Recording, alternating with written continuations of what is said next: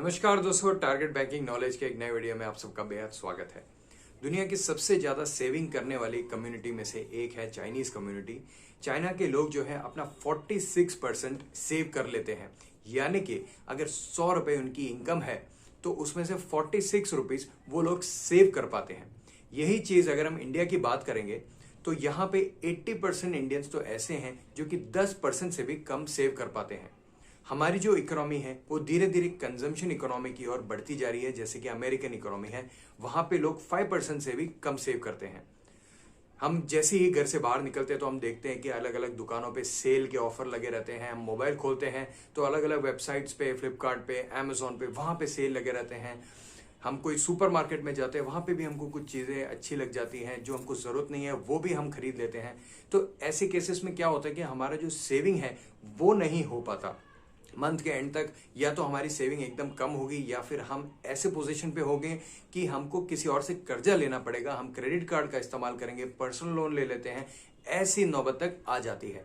तो आज के इस वीडियो का हमारा डिस्कशन यही रहेगा कि चाइना के लोग इतना अधिक सेव कैसे कर पाते हैं, उनकी क्या वो हैबिट्स हैं जिसकी वजह से वो इतना सेव कर पाते हैं, और क्या वो ऐसा टेक्निक है जो वो यूज करते आ रहे हैं, जो बरसों से वो लोग यूज करते आ रहे हैं। आज के डेट में भी, आज का उनका जनरेशन भी वो टेक्निक यूज करता है, जिसके बदौलत वो अच्छा खासा अपना एक इनकम का पोर्शन सेव कर पाते। चलिए दोस्तों, सबसे पहले वो हैबिट के बारे में बात कर लेते हैं। तो वो है नीड्स वर्सेस वांट्स, यानी कि जो सबसे ज्यादा जरूरत वाली चीज है वही चीज चाइना वाले लोग प्रेफर करते हैं, ना कि वांट्स।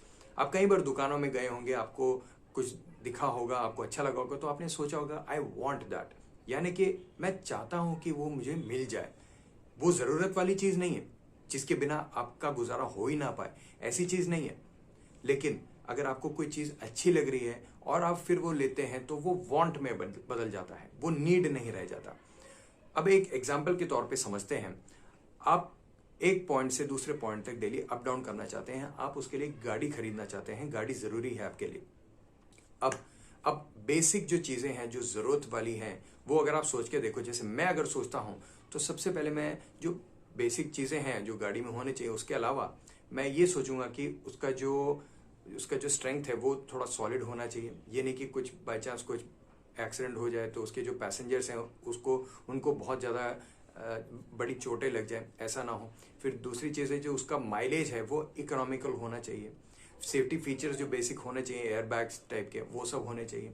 तो इस तरह की जो बेसिक चीज है वो नीड्स में आ जाते हैं। अब वांट्स के लिए क्या है, हम शोरूम गए, हम बेसिक नीड्स लेके गए, लेकिन वहां का जो सेल्समैन है वो उनके हाई एंड प्रोडक्ट्स बेचना चाहता है। तो जो एकदम बढ़िया बढ़िया टॉप मॉडल कार्स है वो हमको बेचने की कोशिश कर रहा है। उसमें वो दिखा रहा है कि सनरूफ है, अलग अलग तरह तरह टाइप के सेंसर्स हैं, उसमें ऑटोमेटिक डोर्स हैं।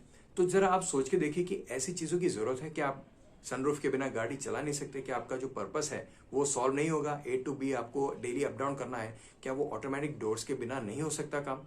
इतने सारे सेंसर्स की क्या आपको जरूरत है? तो ये जो चीज है वो चाइना के लोग बहुत अच्छे से कैलकुलेट करते हैं और उसको फॉलो करते हैं। तो ये था नंबर 1 हैबिट जो मेरे हिसाब से आपको तुरंत चालू कर देना चाहिए अगर आप अपना पैसा सेव करना चाहते हैं। तो अगला जो हैबिट है वो पहला हैबिट का थोड़ा फॉलो अप हैबिट बोल सकते हैं। तो चाइना के जो लोग हैं वो लग्जरी गुड्स में कम इन्वेस्ट करते हैं, कम पैसा खर्च करते हैं। लग्जरी गुड्स कैसी चीज है, वो जो है काफी एक्सपेंसिव हो जाती हैं। आपके बेसिक जब नीड्स खत्म हो जाते हैं उसके बाद आपके पास काफी अधिक पैसा बचता है तो आप लग्जरी गुड्स में पैसा डालते हैं। लेकिन उसको भी आप सोचिए कि अगर अवॉइड कर सकते हैं तो सबसे बढ़िया होगा, क्योंकि ये जो चीज है ये बहुत ज्यादा एक्सपेंसिव हो जाती है। और कई सारे लग्जरी जो गुड्स होते हैं वो इंपोर्टेड होती हैं, तो उसके ऊपर कई सारे टाइप के ड्यूटीज लग जाते हैं, वो और ज्यादा अधिक एक्सपेंसिव हो जाते हैं। तो क्या उसके बिना हमारा गुजारा नहीं हो सकता? हो सकता है कि उसी के ऑल्टरनेटिव में कुछ और सस्ता मिल जाए जो ऑलमोस्ट वैसा ही फंक्शन करता हो और हम उससे सेटिस्फाई भी हो सकते हैं। तो फिर ये लग्जरी गुड्स पे डिपेंड करने की क्या जरूरत है? वो हमसे ज्यादा दूसरों को दिखाने के लिए यूज करते हैं ऐसी चीजें। तो वो अगर अवॉइड कर सकते हैं तो हमारा काफी अधिक पैसा बचेगा और हम काफी अधिक सेव कर सकते हैं। चलिए दोस्तों, उस टेक्निक के बारे में बात कर लेते हैं जो कि चाइना के लोग काफी अधिक यूज करते हैं। और ये टेक्निक मैंने खुद भी इंप्लीमेंट करके देखा और लास्ट मंथ में मेरा खर्चा काफी बच गया इस टेक्निक को यूज करते हुए। इसलिए मैं ये टेक्निक आप लोगों के साथ शेयर करना चाहता हूं। तो इस टेक्निक का नाम है जीरो बेस्ड बजटिंग टेक्निक। तो इसमें क्या होता है दोस्तों, आपका एक एक रुपए आपको ट्रैक करना पड़ेगा, डेली बेसिस पे आपको नोट करना पड़ेगा और लास्ट में आपका जो नेट बचेगा वो जीरो होना चाहिए। आपको एक सेविंग का टारगेट भी रखना पड़ेगा। जैसे कि आपका इनकम 100 रुपए हम मान लेते हैं, आपका सेविंग का टारगेट हो जाता है 50 रुपीज सपोज। तो 100 रुपए आपका इनकम आया, फिर कुछ 10 रुपए का खर्चा हुआ, आपके बचे हैं 90 रुपीज। फिर कुछ 20 रुपए का खर्चा आया, अब आपके बचे हैं 70 रुपीज। फिर एक 10 रुपए का खर्चा आया, तो अब बचे हैं आपके 60 रुपीज। तो जैसे जैसे दिन बढ़ता जा रहा है, आपके खर्चे बढ़ रहे हैं, आपका जो नेट बैलेंस है वो कम हो रहा है, लेकिन आपका टारगेट जो है वो है 50 रुपीज। तो जैसे 60 पे आ गया, अब सिर्फ 10 रुपए हैं आपके पास खर्च करने के लिए, तो आप ज्यादा कॉन्शियस हो जाओगे, अलर्ट हो जाओगे और उसके बाद जो आपके एक्सपेंसेस हैं उसको आप मैक्सिमम कंट्रोल करने की कोशिश करोगे। शुरुआत में हो सकता है आपको थोड़ा दिक्कत हो, फिर उसके बाद से आप स्टार्टिंग ऑफ द मंथ से ही ये चीज ट्रैक करने की कोशिश करेंगे और अपने एक्सपेंसेस को कंट्रोल करने की कोशिश करेंगे। तो इससे क्या होगा, जैसे ही आपके 50 तक पहुंचते हैं तो आप 50 में से आपका सेविंग का जो अमाउंट है, जितना आपका सेव हो पा रहा है 30 या 31 तारीख को, वो भी उसमें से माइनस करना है, तो आपका जीरो अमाउंट आ जाना चाहिए।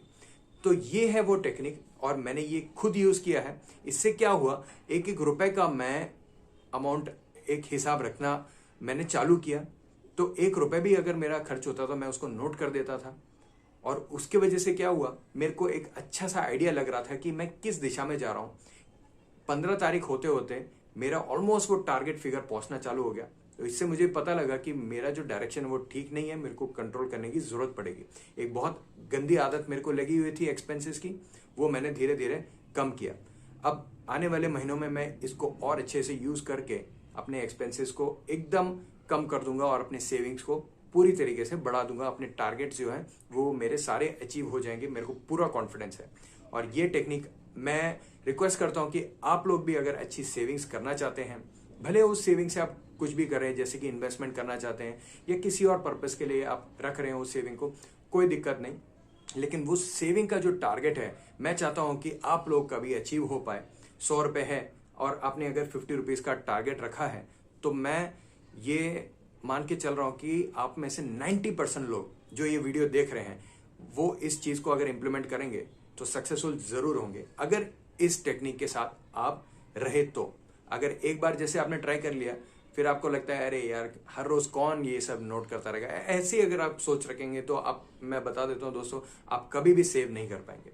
लेकिन अगर आपने ये चालू कर दिया टेक्निक, आप डिलीजेंटली एवरी डे, हर रोज आप ट्रैक करना चालू कर रहे हैं, हर रोज एक एक रुपए आप नोट करना चालू करेंगे, तो मैं आपको पूरे कॉन्फिडेंस के साथ बताता हूं दोस्तों, आप जितने भी आपके गोल्स हैं, लॉन्ग गोल्स हैं, आपके हो सकता है पढ़ाई के गोल्स हो, आप अगर आप थोड़े एजड हैं, जैसे आपके बच्चे पढ़ाई कर रहे हैं या उनके लिए कुछ गोल्स आप सेट करना चाहते हैं, तो आपके हर एक गोल अचीव हो जाएंगे। ये मैं पूरे कॉन्फिडेंस के साथ बता रहा हूँ। तो आशा करता हूँ दोस्तों आपको हमारा वीडियो पसंद आया होगा, इन्फॉर्मेटिव लगा होगा। अगर आपको हमारे कंटेंट अच्छा लग रहा है, हमारा ऑनलाइन हेल्प अच्छा लग रहा है, तो जरूर चैनल को सब्सक्राइब कीजिए दोस्तों।